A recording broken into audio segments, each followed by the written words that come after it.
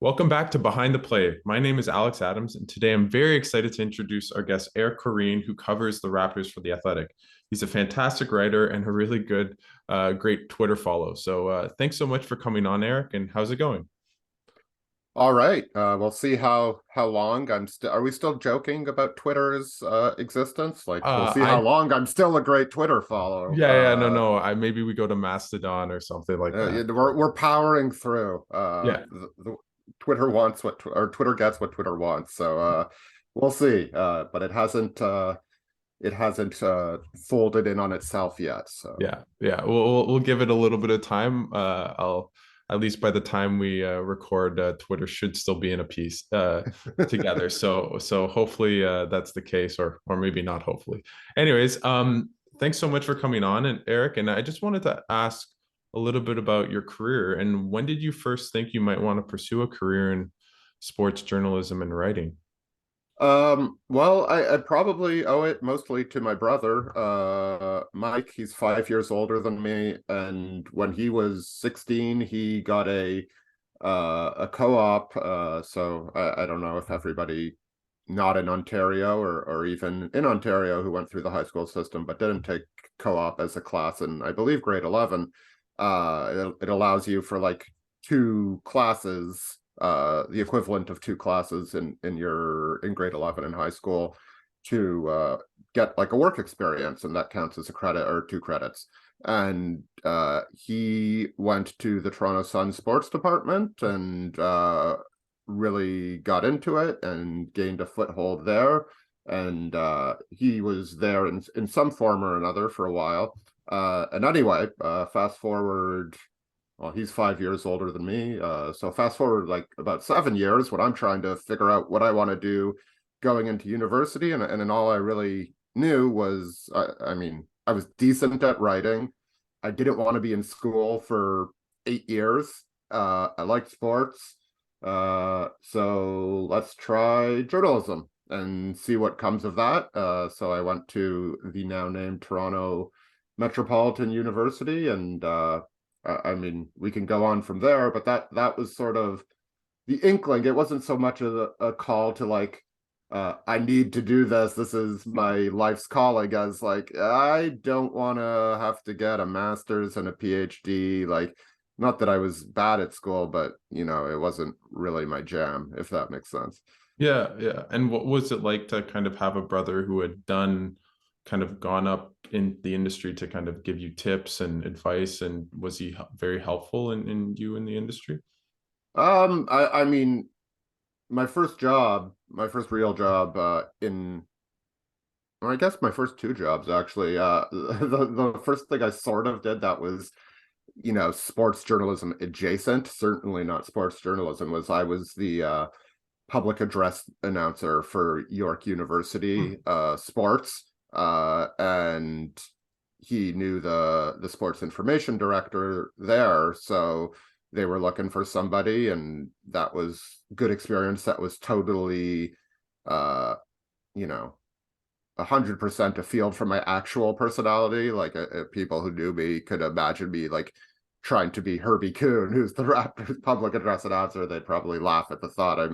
I'm pretty introverted and quieter on that end of the spectrum. But it was fun, and got me a chance to explore a different side of my personality. And I probably don't get that with him. And then my first job in sports journalism proper was as a uh, editorial assistant at the Canadian Press Sports Department. And what I was doing was something called agate, which, for those who don't know, is like, if you can picture the back page of a sports section in a newspaper. First of all, congratulations on being 40 years old or older. Second of all, it's basically the standings and the results and everything from all these different leagues. Somebody has to format all of that and take calls from, like, the QMJHL representative, and the Nova Scotia or the Atlantic. I can't even remember what, this is bad. What the junior hockey league in the Atlantic provinces is called. I do think there was a team called the Truro Bearcats. But anyway, the guy for doing that formatting was me, and that job was just basically posted on the job board in the student lounge of what was, I think, still known as the Rogers Communication Center at Toronto. It's weird to keep on saying the Toronto Metropolitan University. Yeah, And I applied, and as the boss told me, like, they don't have a lot of specific things they're looking for there, but they saw my last name, and that stood out. So it's not like he got me that job, but I guess my last name helped me get into at least the interview room for that job. So and then yeah, as my career grew, like, I could certainly bounce ideas off him. Uh it was definitely a lot more helpful than it was a hindrance, for sure. And now he gets, I don't know if it's jokingly mad or actually mad, because he's now an editor at Sportsnet, and he's being asked by younger people, "Oh, are you related to Eric Koreen?" And that was sort of my first 5 years in the business, and now he gets that, and he's like, he plays the crusty older brother well, let's just say. And I know that, like, after journalism school for you, you went to the National Post. How was that like, and how did you get that job? So it was actually after third year in Okay. journalism school that I went there. And this is going to be hard to believe, but it was at a time where they had gotten rid of their subscription, I guess, to Canadian Press, and at the same time they were expanding their physical sports section. So this is 2006, something that would never happen now, in terms of expanding a physical product. And they needed somebody on the basically on the editing desk to write up sort of roundup. So, like, what happened in the American League East last night, or what happened in a playoff game. And they weren't like game stories or anything, but it's stuff that you'd usually be able to get from a wire service that they no longer subscribe to. So I applied that, got it. Probably, certainly at that point, my experience was above what a lot of students would have had.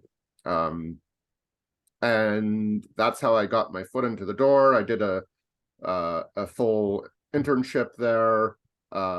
And then eventually the Raptors job, the NBA job, I should say, became open. The first time it came open is because a journalist named Aaron Weary left. He is now a politics writer. I want to say at CBC. He was at Maclean's for a long time. And so I applied for that job. Didn't get it. Matthew Sakaris, who I think was working in Ottawa at the time, got it. And that was disappointing. And anyway, Matthew quickly left for the Globe. A job came open at the Globe. He took it, and I guess they wanted somebody who wasn't so much of a flight risk. Aim low, kids. Yeah, that's finally how I got.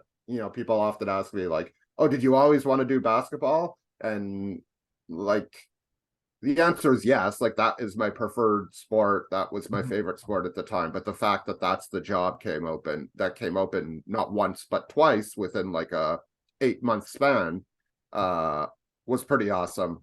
A funny story about that is so if I would have gotten that job, I would have gone the first time. I would have gone to training camp that year, which was in Italy, and Oh, wow. I think there was a stop in Spain. But I didn't, and the next 2 years training camp was in Ottawa. So Cool. not to disparage Ottawa, but No, well, yeah, it that's where wasn't I'm quite. from. Yeah. Yeah, it wasn't quite yeah. I spent some good times at Carleton University, Yeah. but it was not quite the adventure that I might have had otherwise. And I guess before we get into you writing at the Athletic, I guess I'm just kind of curious to, like, what your process has been over, like, the past 10, 15 years being a Raptors writer. Like, how do you write stories? How do you get information? What's your process for writing? It's funny because they're doing some, workshops at the Athletic right now, and I just took one. It was basically 4 ways to become a better writer. I don't think I can give too many details because that'd be proprietary information. I guess the lesson there is never stop trying to learn. That's a good thing.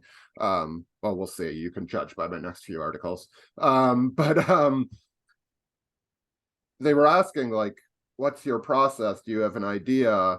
Like when you put down word one, like where you're going? Do you have an idea before you put down word one? And I'm not sure I can synthesize it, like, and I can explain it really well. There are times, and like I feel like my best pieces are inevitably like I wait, and this sounds fake, I realize, but like I wake up, it's like 6 a.m. This is not normally when I wake up, to be clear, and like an idea comes to me, and I can like almost put paragraph on top of paragraph in my head, and like that's as close to journalism being magic that or writing, I should say, being magic that I can describe. And those always end up being the pieces that are best responded to. And that, if I'm lucky, happens twice a year.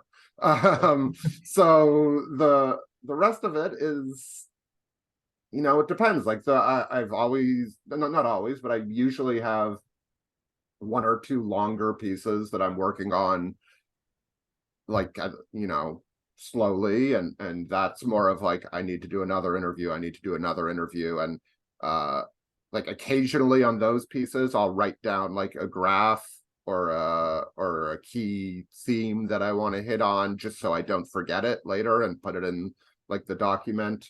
But usually it's just I collect quotes, organize quotes into like the themes that I'm going to hit on, and then start writing.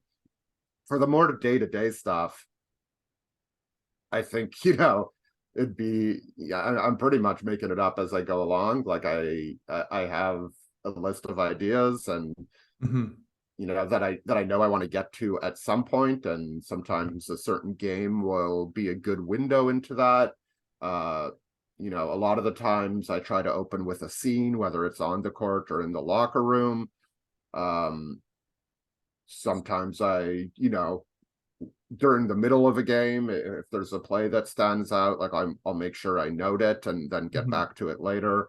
But to say there's any one way I write, I mean, the most common way is top to bottom, but certainly I don't think I can say I write every article like this. I think the key is just, write down your ideas, keep a list, make sure you don't forget things. If you have a chance to talk to somebody for more than 3 minutes at a time, before you talk to them, look at that list and see if like that person can help with any other ideas. I know this sounds very jumbled, but this is the process, I guess. No, that's great. I guess I just wanted to move on to a little bit about what it's been like for you to work at the Athletic, and what was it like to cover that 2019 Raptors championship team? Well, I mean, it's not that different working at the Athletic compared to working at the Post. I feel sometimes it ends up like sounding like I was really, or people think I was like really restrained at the Post. And I think like maybe sometimes you can argue I was by like the physical format, but by the end of my time at the Post, we were like definitely, write what you need to write to make it the best version, and then we'll find a way to fit it in the paper. That was generally what was happening at the time. So saying that, at the Athletic, I can definitely mess around with format a lot more. I can include links. Something you'll see in almost every one of my game stories is a link to NBA.com, like the play I'm talking about, just so I don't have to describe it in like, 4 sentences becomes 1 sentence, which saves the readers a lot of energy, hopefully, and me a lot of energy, and a lot of digital space. It's been really good. Like I've had a few different editors, and it's been, just usually providing me support, but not, keeping me in any one lane. Specifically, when I was working with Blake Murphy, that was like a Yeah. great partnership. We're good friends, and sort of have, not that we both couldn't do an element of what the other does, but I think we made for a good pairing because we have different obvious strengths. Mhm. And so that was like, the ability to work with a friend and to really, cover a team as well as I thought we were covering it, was, definitely one of the highlights of my career. Mhm. Covering the 2019 team, the playoff run, it was amazing. It was exhausting. Lots of Marriott points. I think wrote. I think I wrote every day, maybe but once or twice during that. Oh my God. The whole playoff run. Wow. Blake would probably say he didn't miss 1 or 2 days, so he wrote every day. Um, and like, yeah, at the time you're tired for sure, but it's they'll definitely be some of the best memories I've ever had. And some of the scenes, both on the court, like being in the arena for the Kawhi shot, being in Milwaukee for Game 5 when Fred VanVleet was knocking down all those threes, um, being in the locker room after the championship, and being Wow. the only one who brought like a rain jacket and a sort of like a Ziploc bag for my recorder so it Yeah. didn't break. I have to thank the Rogers, or the Sportsnet Jays broadcast for that, because like every time they would clinch anything in those 2015 and 2016 years, they made it look, like like a champagne war zone Yeah. basically. Yeah. So I was prepared, and nothing got damaged, which was nice. Um, yeah, I mean that stuff will certainly stand out, and uh, it's it's and it definitely made me appreciate like people who cover the Warriors, or covered the Spurs, and throughout the 2000s and 2000 early 2010s, at least, like the people who were going into the second round of the playoffs, the beat writers, I mean, every year, like it's a grind, and when you Mhm. make the finals, it's a grind, and um like you wouldn't trade it. Like it's more interesting to cover a team with higher ambitions in general than one with not. There are exceptions. There are boring good teams, and there are super interesting bad teams. But uh yeah, the experience of a lifetime, and hopefully I get to do it again one day. I guess to transition, you gave me that put that on a platter for me to transition to this team, this year's Raptors team, and obviously Bobby, Masai, like they're all about championships, but they've also really, I believe, put in the kind of a philosophy of that 6'9", lanky, tall, big wingspans, and less of a focus on shooting as kind of a philosophy, and almost kind of focusing on development. Do you think that philosophy that they've really brought to the team is the right one? And do you think it is like could lead to a championship one day? Um, I'm often asked like how much do I think it sort of happened accidentally? Um, like are they specifically trying to get Precious Achua for Kyle Lowry? Are they, what's another example? Do they like draft Scottie Barnes because instead of Jalen Suggs, because he's 6'9" and Suggs is 6'5", or 6'7" or 6'8", and Suggs is 6'5"?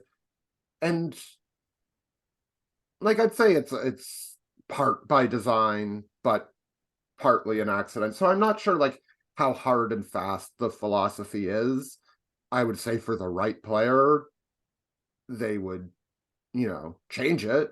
But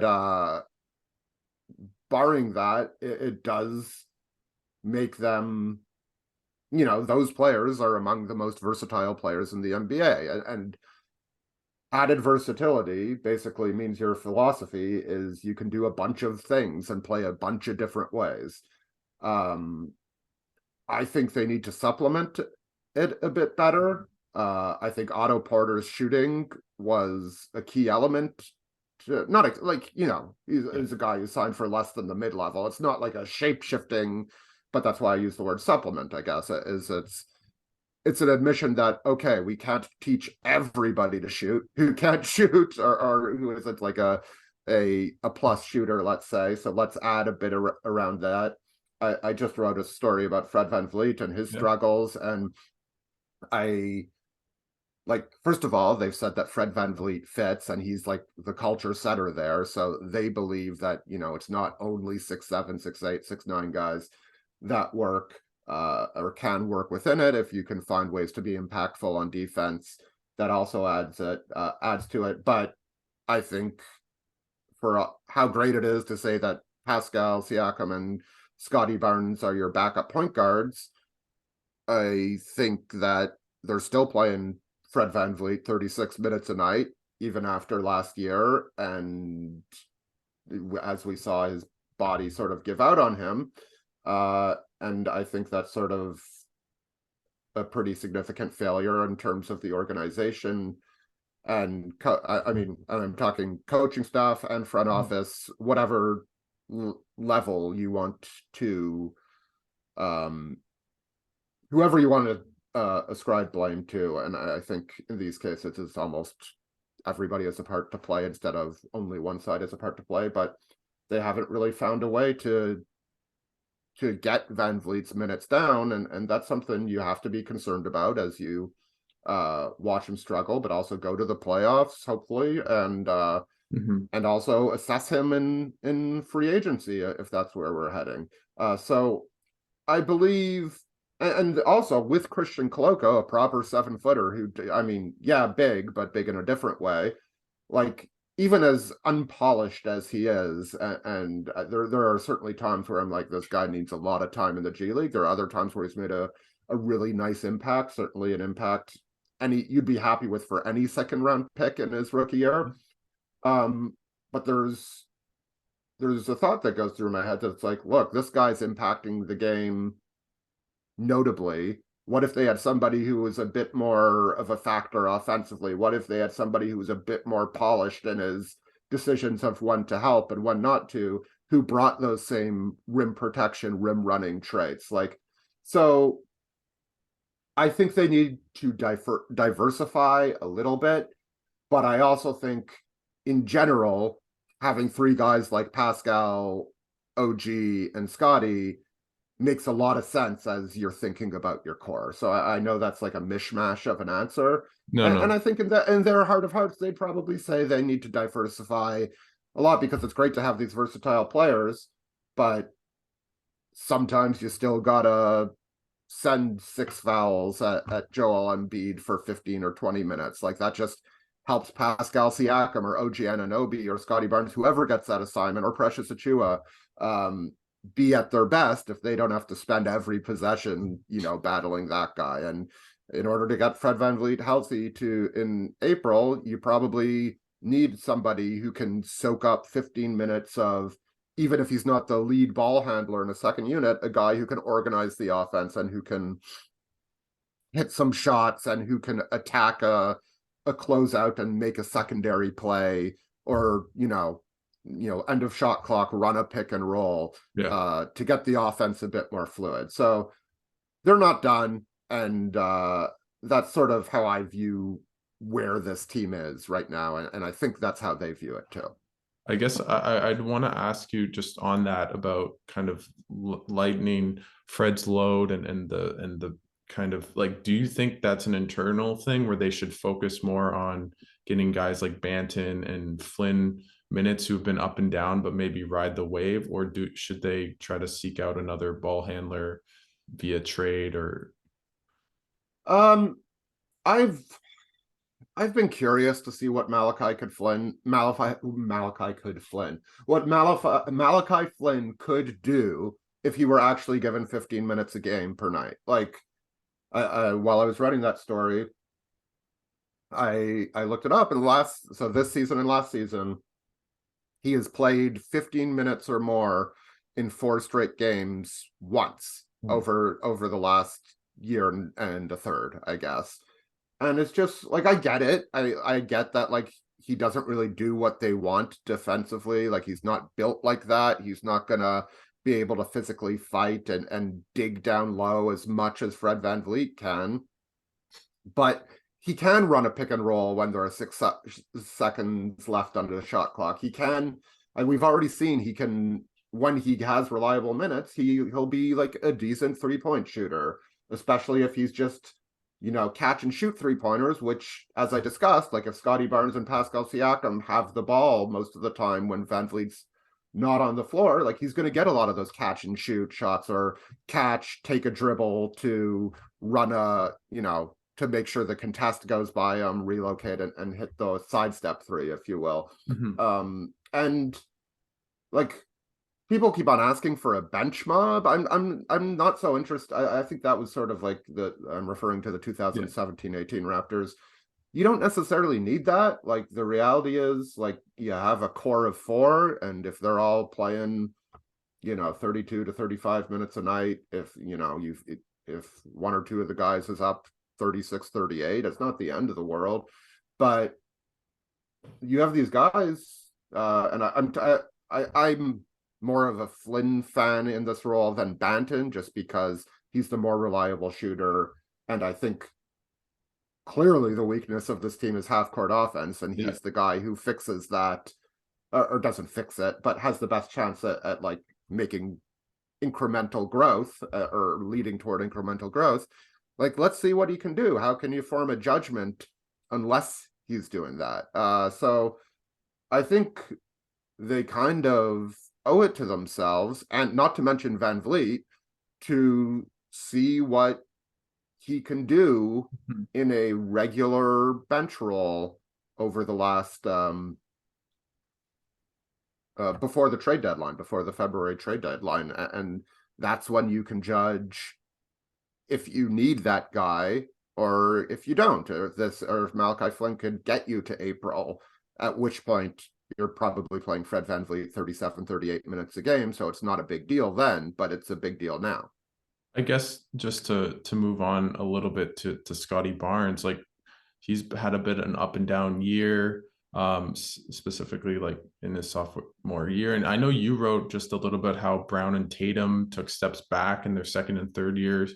I guess just what is your assessment of Scottie Barnes's this season? Yeah, I mean, I think he's been fine. I think is clearly a player who's trying to figure out how to balance what he's tried to improve on during the off season and what the team needs from him. He's in and this is why I brought up Brown and Tatum. They were in situations where they were on a good team with ambition, they made the Eastern Conference Final in Jason Tatum's rookie season, I believe. And they had Kyrie Irving, and this was a team that thought it could be in the conference final, the NBA finals again. And yet you have second and third year players, right when they're trying to grow, who are trying to become the best players they can be to get their rookie extensions, to cement their place in the league. And it's not simple to show out and to fit in. And I think that's sort of where Scottie Barnes finds himself. I think it was a bit disappointing to me while Pascal Siakam was out, and the opportunity should have been there for him to like really grab hold of a bigger chunk of the offense, to not be more consistent there. So I think that's where you can be disappointed, but I think he's actually looked pretty good playing next to Siakam. And I think his 3-pointer, which was a huge worry, like just as a catch and shoot 3-pointer, he's been, fine to good, like certainly signs of progress there. And the last few games, he's certainly getting back to like, let's find opportunities for myself on the glass. Let's find opportunities in transition where I can get out and lead transition, because I think that's sort of his best quality is his vision, and his vision in transition is just probably, even on a team with as many weapons as it has, I still want the ball in his hands more than anybody else, probably. So I think he's getting back to a lot of what helped him fit in really well in the first in his rookie season. I'd like to see the Raptors push him toward being more involved in some two-man actions. Now, again, they don't do a lot of two-man actions. That's the problem. There's not a lot of pick and roll on this team. There's a lot of ISO that doesn't leave a ton of room for him to, like, the thing I've been talking about for a year now is like, what does Scottie Barnes look like as a screen setter and roller? And like, he just doesn't do much of that because the Raptors don't do much of that. But, you know, what I'd like to see is a bit of when Siakam's off the floor, and right now they're sort of staggering in two-man pairings. It's like OG and Scottie Barnes are on at one time while Pascal Siakam and Fred Vanvleet sit, and vice versa. I think at some point they're probably going to get where they're staggering Siakam and Vanvleet, and I'd love to see Vanvleet and Barnes as a pair together, operating in that pick and roll. Not exclusively, there'll be time for plenty else. But I'd like to see them use him as a screener with VanVleet, or vice versa, just so you have that size difference on the defenders with their defenders, to allow them both to exploit matchups, because I think that could be a really deadly pairing. And right now, it doesn't look like those two guys always have the most chemistry together, and I don't really think there's a good reason why they shouldn't. So I think that would be a good way to nudge Scottie Barnes' usage forward, allow him to show both his vision and just his physical abilities as somebody with momentum going to the basket. But that's a lot of future projection. I think he's going to be a really good player. His ceiling is still immensely high. His floor is pretty substantial as well. But the season as a whole, certainly a slight disappointment just based on that time when Siakam was out. But for the rest of it, I think he's fitting in just fine. And I guess just to go to Siakam, who's kind of taken that step this year and, basically career highs in a lot of different categories, statistical categories. What has really changed in his game this year and made him so effective, even though he had those kind of moments last year as well? Yeah, this is pretty cliche, but at this point, he's seen nearly everything there is to see as a primary ball handler, and especially one who sort of works a lot from the elbow or from the post. There are only so many ways you can defend that, and now he's just seeing what's coming a beat or two quicker than he used to. And that allows his kick out passes to come when the defense is still coming to him, which gives his teammates more time to make the next decision. When it's single coverage, he's been tremendously skilled in terms of the ways he can finish for a while. Like, even as he struggled, like he was adding to that spin move that was so revelatory in the championship season, and adding a variety of hooks and a variety of different moves and floaters, and polishing his jump shot. His jumper hasn't been quite as good as it was before his injury, but I expect it to get essentially back to where it was. So he has the skill set, and now his processing speed has gone up. And that was like, I'm not comparing these two players, but like, what made LeBron so special is his processing speed became the quickest in the league, as he was also like the most freakish, or one of the most freakish athletic specimens out there, and the combination was just unfair.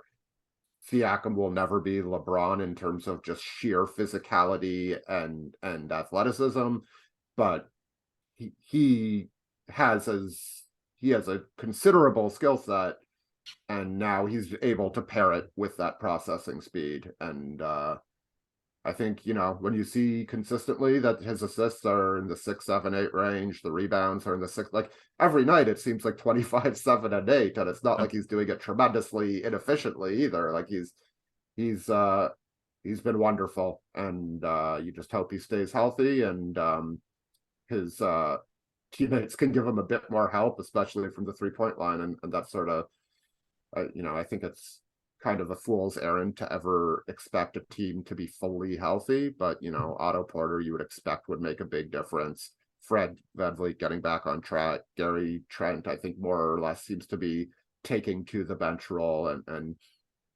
OG Anunoby's struggles from 3-point range shouldn't continue. Like, I think you'd still like more shooting, but there's enough shooting on this team where they should be able to help them up a bit more, and maybe you're seeing a lot more flirting with double, not flirting, like a lot more double doubles, triple doubles, but no complaints about what. And I think he's had a really good defensive season too. Like Yeah.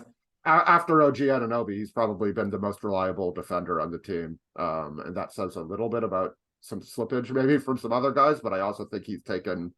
There were times in the past few years where I thought his defense was perhaps a bit overrated, and now we're probably not talking about it enough this year. I guess I wanted to move to OG Anunoby, who's been such a great defensive player. Well, in terms of kind of steals, I know you wrote a little bit about how the defensive metrics for him don't maybe necessarily look the same as maybe what he looks like on the eye test. But what have you thought about OG this year? And he's clearly improved on both sides of the floor. And do you think he could maybe be a defensive player of the year or a candidate?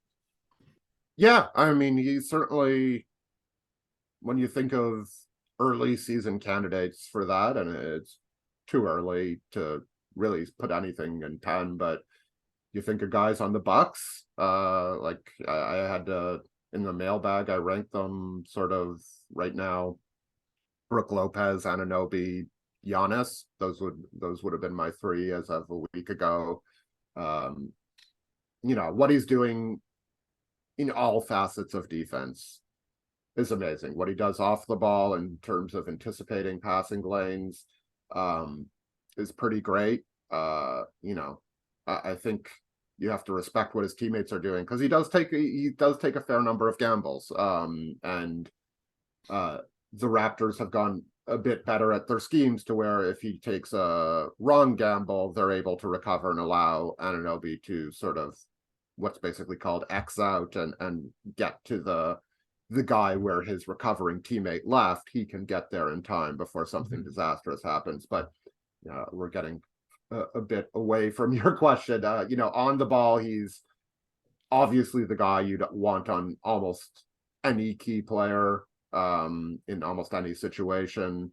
And he's super physical. And anyway, I mean, I could go on and on. He's been their best defender, and it's not particularly close.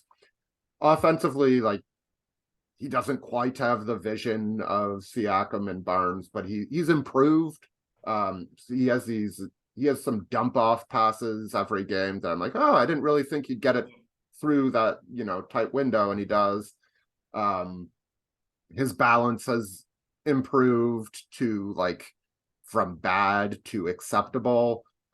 Which I know that sounds like damning with faint praise, but he's every step you take makes you a more dangerous player, and I think there's still certainly some nerves when he's driving to the basket, but it just seems more balanced and more purposeful. A word Nick Nurse has used a lot is deliberate, and that doesn't, I don't think it means slow, which we sometimes take it to mean. It just means purposeful, kind of. And I certainly see a lot of that. His mid-ranger, while the team as a whole takes probably too many of them, it's improved and is always a good fail-safe weapon to have. Be great to see him start knocking in some of those threes, because, again, the team really needs it. And him, Fred VanVleet, and Gary Trent are the 3 most likely players to provide him. ideally you'd like two of them to be in a good place at the same time. But I think that'll come to, if not like a 40% level, a league average level, which would be, good enough. He's good. He'll have if this keeps up, he'll have a defensive player of the year case. If the Raptors win a bunch of games and get hot before, the end of January, he'll have a all-star case. Mhm. I don't think it's particularly likely, but it's possible. Mhm. And yeah, it's hard not to be really impressed by what he's doing, and it certainly makes us look at those, I'm not happy with my role. Should they trade him? Can you have too many 6'8" wings? Mhm. Discussions look pretty, I don't want to say silly, but it was good that the Raptors didn't maybe give in into those sort of thoughts in the offseason. I guess just before I let you go, what will be needed for this Raptors team to kind of make a successful playoff run? Are you asking what they need to add, or what Like constitutes what do they kind of like, no, not necessarily app, but just in terms of kind of playing, like what do they need to improve on or really become much better at to make a successful player a I playoff? mean, the half court offense is near last in the league in terms of efficiency. In the playoffs, you're lucky if you're playing 18% of possessions in transition, as good as you might be in transition, and like their efficiency has slipped as the season has gone on in transition. Like, I think that's where you can actually make a case and fairly ask, like, is this process the right one? Because like the Raptors are trying to game as the possession system in a way that plays to their strengths, but those strengths will only really ever come out on like 25% of offensive possession, which still leaves the other 75, right? And I think they'd respond, well, let's see what happens when our shooters get going. Let's see what happens when Otto Porter gets back. I already made my comment about health. They got to find ways to diversify and get better in the half court offensively. Like it's clear they can say they're generating all the good shots they want. They've certainly missed more than their share of open shots recently, so I don't think they're necessarily this bad, but it's just hard to be in a very good playoff team if you're scoring this inefficiently in the half court. And good teams with good coaches will take away what you do best. Every time a coach comes in here in Toronto, they're like, we've got to stop their opportunities in transition. We got to get back in transition.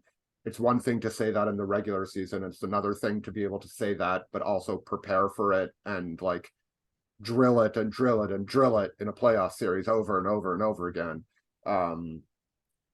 So, a lot of the work that they got in the ever decreasing number of practices that they have now in NBA season has to be toward finding that. And, I think we can do the math on what that might mean in terms of player acquisitions, more shooting, and more, just capable secondary creators would be very helpful for this team. And yeah, that's sort of how I see it. Like there's certainly ways to improve the consistency on defense. I think we've seen it in games at a time, but certainly not stretches, Yeah. long stretches. They've been much better since Siakam came back, and excluding those sort of New Orleans and Brooklyn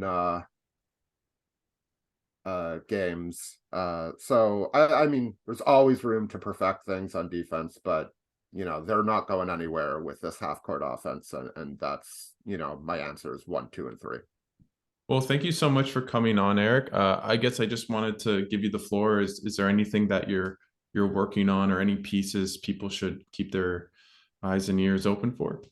Nothing I want to give away, I don't think. Okay. Okay. But I appreciate everybody who follows along on Twitter, everybody who comments on the stories. I know every so often I'd be like, I get like, can you comment more? And it's like, well, I have to keep my sanity a little bit, but I do like often read the comments, and even if I'm not responding. I'm talking more on the stories themselves rather than on Twitter. I don't always read my Twitter mentions. But I appreciate everybody who subscribes to The Athletic.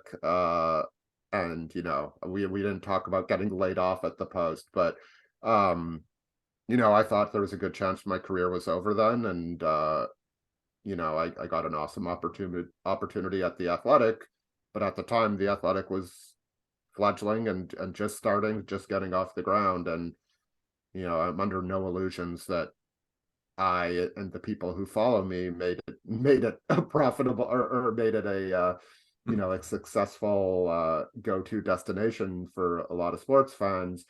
But to the extent that any of that contributed to things, and the extent that some of the people who read me at the Post or followed me on Twitter ended up going to The Athletic and subscribing, like, I probably don't find, I mean, you're not really given a platform often to say thank you, but I really am indebted to the people who did that. And even if you can't afford a subscription to The Athletic, or don't choose to for whatever reason, I appreciate those who interact with me and just follow me and all that good stuff. It's very much appreciated on my end. Well, thank you so much for coming on the podcast. I really appreciate it, and hope you have a great rest of the NBA season following the Raptors. Thanks, Alex. Good to talk to you.